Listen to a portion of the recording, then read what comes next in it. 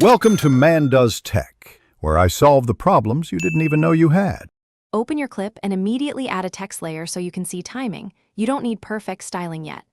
Drag the text to align with the spoken phrase and trim the clip to the word boundaries, then split at the start and end points.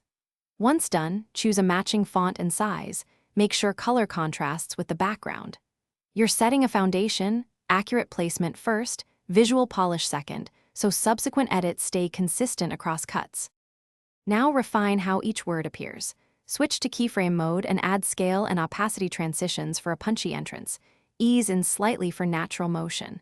Adjust position keyframes to follow movement in the shot and add a subtle drop shadow or stroke so text stays readable.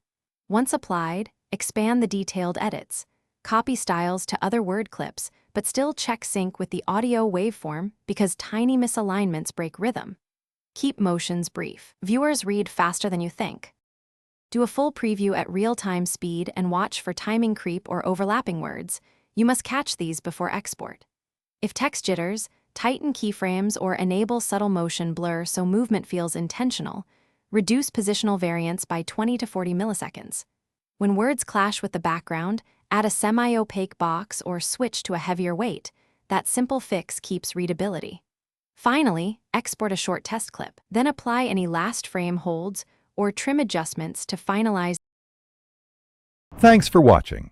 If you found this helpful, don't forget to like and subscribe.